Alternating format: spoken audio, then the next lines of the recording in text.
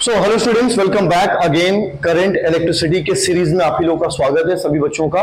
उम्मीद करता हूं आपने बाकी सारी वीडियोस देख ली होंगी और प्रीवियस लेक्चर में मैंने बहुत सारी चीजों के बारे में डिस्कशन किया था। ईएमएफ के बारे में, टर्मिनल पोटेंशियल डिफरेंस ईएमएफ के बराबर कब होगा, ठीक है, जो मैकेनिकल एनालॉजी है ईएमएफ होता क्या है उसके बारे में डिटेल में बता दिया था।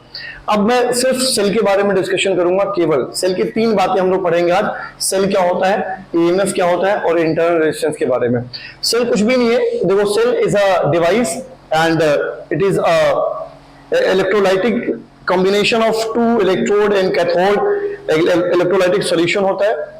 सेल एक ऐसी चीज है जो अपने अंदर कुछ एनर्जी स्टोर करके रखता है, जो कि किसी क्लोज सर्किट के अंदर चार्ज को फ्लो कराने में वो हेल्प करता है अपनी एनर्जी को यूटिलाइज करके, ठीक है। सो वो सेल कहलाता है। बैटरी, सेल के कॉम्बिनेशन से बैटरी का जो है वहां पर फॉर्मेशन होता है। तो सेल क्या है? सेल एक ऐसी चीज है, एक ऐसी डिवाइस है, मैं कह सकता हूं एक ऐसा सेटअप है जो अपने अंदर एनर्जी को स्टोर करके रखता है केमिकल के फॉर्म में।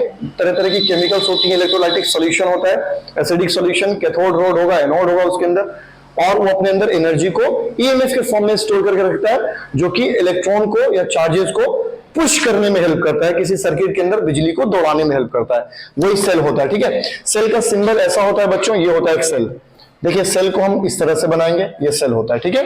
ये पॉजिटिव टर्मिनल होगा बेटा जी और ये नेगेटिव टर्मिनल होगा, ठीक है। अच्छा जी, आगे हम लोग बात करने वाले हैं आज ईएमएफ के बारे में। ईएमएफ होता है क्या, हमने डिस्कशन कर लिया था प्रीवियस सेक्शन के अंदर, ठीक है। सो आपको बता दूं इंटरनल रेजिस्टेंस क्या होता है, पहले समझ लीजिएगा। जो भी सेल होते हैं बेटा, ये सेल का सिंबॉलिक फॉर्म है, लेकिन सेल होता है कैसा मैं बताता हूं आपको, ठीक है। सेल कुछ ऐसा होता है, एक इलेक्ट्रोलाइटिक सॉल्यूशन होगा, ठीक है। ये इलेक्ट्रोलाइटिक सॉल्यूशन होता है, जनरली ये एसिडिक सॉल्यूशन होता है, ठीक है। ये एसिडिक सॉल्यूशन होता है, ठीक है। मान लो ये सल्फ्यूरिक एसिड का सॉल्यूशन है, H2SO4 सॉल्यूशन, ठीक है। ये सल्फ्यूरिक एसिड का सॉल्यूशन है। तो जाहिर सी बात है H2SO4 अगर मैं बोल रहा हूं तो ये किससे बना होगा, H पॉजिटिव से और सल्फेट के नेगेटिव आयन से, SO4 नेगेटिव से। बात समझ आ रही कि नहीं आ रही? मतलब इसमें दो चार्जेस है, ये पॉजिटिव फैमिली, ये नेगेटिव फैमिली है, ठीक है।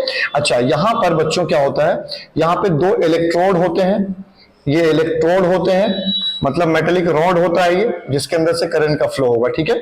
ऐसे ही इलेक्ट्रोलाइट के अंदर इसको रख दिया जाता है और यहां से ऐसे जो है कोई रजिस्टर लगा होगा, मतलब जहां भी एनर्जी आप खर्च करना चाहते हो, ठीक है, यहां से ये होता है, ठीक है।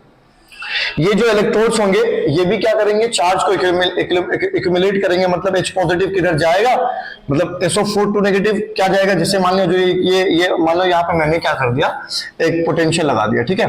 ध्यान रहे बड़े वाले प्लेट से जो कनेक्टेड होगा इलेक्ट्रोड, ठीक है, बड़े वाले प्लेट से, ये वाला पॉजिटिव से, वो एनोड होता है। क्या होता है? एनोड, ठीक है, वो एनोड होता है, पॉजिटिव टर्मिनल, ठीक है। और इस सेल के छोटे वाले से जो कनेक्टेड होगा वो क्या होता है बच्चों, वो क्या होता है, कैथोड होता है, ठीक है, कैथोड होता है, ठीक है। सो एनोड से इलेक्ट्रॉन्स इधर से निकलेंगे ऐसे चार्जेस, और वो कहां आएगा, इलेक्ट्रोलाइटिक सॉल्यूशन में, और पहले से ही इसके अंदर चार्जेस है, सो इंटरेक्शन होगा फिर यहां जाएगा। इस तरह से चार्जेस का यहां पे फ्लो होता रहता है। लेकिन समझिए इलेक्ट्रोलाइटिक सॉल्यूशन के अंदर जैसा कि आपको मालूम है कि कैटायनिक एनायनिक दोनों फॉर्म के चार्जेस होंगे, सो इनके बीच में क्या होगा, इंटरेक्शन होगा, मतलब इनके बीच में धक्का मुक्की होगा, मतलब चार्ज के फ्लो की वजह से कैथोड से एनोड, एनोड से कैथोड, ऐसे ऐसे चार्ज के फ्लो और इलेक्ट्रोलाइटिक सॉल्यूशन के अंदर जो चार्जेस है उनके बीच में इंटरेक्शन होता है, तो एक तरह का इसके अंदर रेजिस्टेंस डेवलप होता है। मतलब सेल के अंदर एक ये सेल है पूरा, ये एक पूरा सेल है, ठीक है, समझिए ध्यान से। सो इसके अंदर क्या होगा, इलेक्ट्रोलाइट के अंदर क्या होगा, एक तरह का इंटरनल रेजिस्टेंस डेवलप होगा सेल के अंदर। ये इलेक्ट्रोलाइट तो इलेक्ट्रोलाइटिक सॉल्यूशन सेल के अंदर ही तो है, ठीक है। सो जो रेजिस्टेंस इलेक्ट्रोलाइट के अंदर डेवलप हो रहा है उसी रेजिस्टेंस को क्या बोलते हैं बच्चों, इंटरनल रेजिस्टेंस। बात मेरी समझ आ रही है? इंटरनल रेजिस्टेंस, इसको हम लोग आगे डीपली पढ़ेंगे, आपको मैंने इनडायरेक्टली बता दिया इसके बारे में जानकारी, तो दिमाग में इसको रख लीजिएगा। चलिए आगे हम इसके बारे में डिस्कशन करते हैं, सेल के बारे में, इंटरनल रेजिस्टेंस क्या होता है, और एक नई बात यहां मैं आपको बताने वाला हूं। सो बच्चों अब देखिए आप लोग, अब यहाँ पर मैं क्या बताने जा रहा हूं आपको, ईएमएफ इंटरनल रेजिस्टेंस का रिलेशन और टर्मिनल वोल्टेज क्या होता है वो समझ लीजिए आप लोग। मान लो मेरे पास एक सेल है, ठीक है, सेल जिसका ईएमएफ ई है और इंटरनल रेजिस्टेंस स्मॉल आर है, ठीक है, और जो एक्सटर्नल रेजिस्टर है वो कैपिटल आर लगा हुआ है, उसका रेजिस्टेंस कैपिटल आर है, ठीक है। सो एक बात समझिए, अगर मैं ईएमएफ को बाय डेफिनेशन चेक करूं, ईएमएफ होता क्या है। सो ईएमएफ क्या होता है, the net work done on circulating a unit positive charge in a closed circuit मतलब टोटल वर्क डन किसी चार्ज को सर्किट के अंदर, क्लोज सर्किट के अंदर एक राउंड लगाने में जो टोटल वर्क डन होगा। बात मेरी समझ आ रही है? तो वही होगा ईएमएफ। सो अगर मैं ईएमएफ की यहां बात करूं, ईएमएफ ई, तो लिख सकता हूं total work done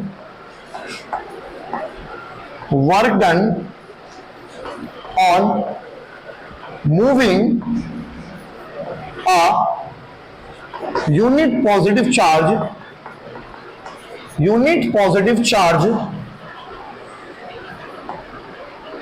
in a closed circuit।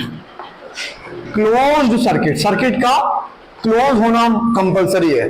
सो कैसे होगा ये काम? देखो, एक चार्ज यहां से गया, ऐसे ऐसे ऐसे ऐसे ऐसे यहां तक आया, फिर ये चार्ज यहां से यहां आएगा, तभी तो टोटल वर्क डन होगा।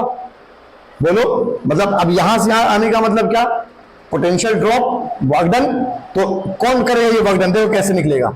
मान लो कि जब ये चार्ज यहां से यहां तक आया ऐसे, तो टर्मिनल पे ये क्या? टर्मिनल वोल्टेज, टर्मिनल पोटेंशियल, वही तो वर्क डन करवाएगा। वो किसके बराबर होगा? R into I. बोलो, V is equal to R I. Resistor क्या एक्सटर्नल आर है, सो पोटेंशियल क्या होगा इसके अंदर? ड्रॉप आर आई प्लस, अब एक और पोटेंशियल कौन सा होगा? इस स्मॉल आर की वजह से, इंटरनल रेजिस्टेंस की वजह से। सो ये वर्क डन कितना होगा? बोलो, स्मॉल आर आई। तो टोटल वर्क डन ईएमएफ जो टोटल होगा वो इसी के बराबर तो होगा। ईएमएफ किसके बराबर? यहां पे पोटेंशियल प्लस स्मॉल आर की वजह से पोटेंशियल। सो मैं कह सकता हूं कि ईएमएफ बराबर क्या होगा? ये क्या है? V is equal to R I. अगर आर आई को मैं V से डिनोट करूं, V is equal to R I, तो मैं आर आई की जगह क्या लिख दूंगा? बोलो, V लिख दिया मैंने, प्लस क्या लिख दूंगा? बोलो, आई आर। आई को पीछे लिख लो, आई आर। क्लियर है क्या? सो ई बराबर फॉर्मूला क्या बनता है? E is equal to V plus I are.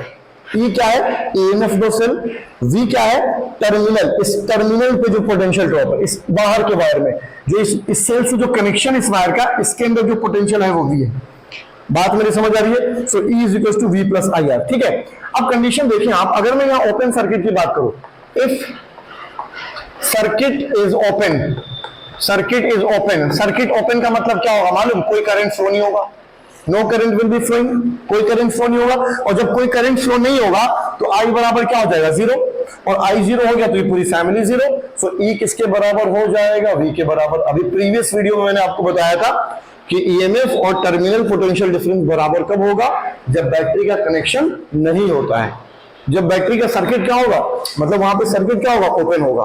बात मेरी समझ आ रही है? सो ईएमएफ क्या होगा? V प्लस आई आर के बराबर होगा। अब एक बात तुमको बता दूं, ध्यान से समझिए।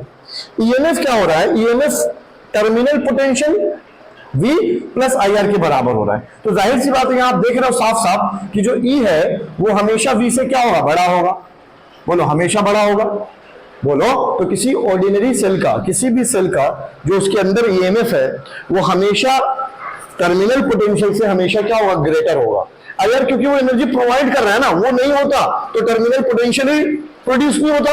सो पहले ईएमएफ है, बाद में टर्मिनल पोटेंशियल है। ईएमएफ अगर सेल के अंदर नहीं है तो वहां सर्किट के अंदर चार्ज का फ्लो ही नहीं होगा। सो वो एनर्जी हमेशा ज्यादा होगी, है ना? सो ईएमएफ हमेशा V से क्या होगा? ज्यादा होगा। क्लियर है क्या? चलो देखिए, ध्यान से समझिएगा, आप गौर से समझिएगा। देखो, अब एक कंडीशन समझ लो आप गौर से। ये अभी किसकी तरह वर्क कर रहा है? अब एक बात समझिए, यहाँ E बराबर क्या है? V। अच्छा, V की अगर बात करें हम लोग, टर्मिनल पोटेंशियल के कितना होगा? बोलो, E माइनस का आई आर निकाल सकता हूं मैं यहां से। जो टर्मिनल, इस पे जो पोटेंशियल निकलेगा इसके अंदर टर्मिनल, वो क्या होगा? E minus I R. मतलब इसका पोटेंशियल इसके अंदर हमेशा E से क्या होगा? E में से घट रहा है ना ये वैल्यू, तो E तो हमेशा बड़ा होगा। तो V क्या होगा? हमेशा छोटा होगा। बात मेरी समझ आ रही है? इतनी बातें क्लियर है? सो यहां से इंटरनल रेजिस्टेंस का फॉर्मूला निकाल लेते हैं अगर हम लोग। सो क्या निकल के आएगा बच्चों? बताओ क्या निकल के आएगा? आई आर को इधर शिफ्ट कर देते हैं हम लोग। So I R equals to क्या निकल के आएगा? E माइनस का V। सो R बराबर क्या होगा? E minus V upon I। So this is formula for what? Internal resistance, total internal resistance. R is equals to क्या होगा? E minus V upon I। ठीक है, चलो जल्दी लिख लीजिए डिफरेंस, ध्यान समझना। Terminal potential difference when the cell is drawn current I, मतलब जब सेल से करंट I निकल रहा होगा तो टर्मिनल पोटेंशियल क्या होगा बच्चों? V इज इक्वल टू क्या होगा? I minus I R. ठीक है, जब सेल जब सेल खुद ही एनर्जी प्रोवाइड कर रहा है, मतलब जब सेल सोर्स की तरह काम कर रहा होगा। यहां पे किसकी तरह काम कर रहा होगा? सोर्स की तरह, ठीक है। अच्छा, और यही terminal potential difference when the cell is charged, जब सेल को चार्ज किया गया या चार्ज किया जा रहा है, उस कंडीशन में पोटेंशियल डिफरेंस टर्मिनल वाला क्या होगा?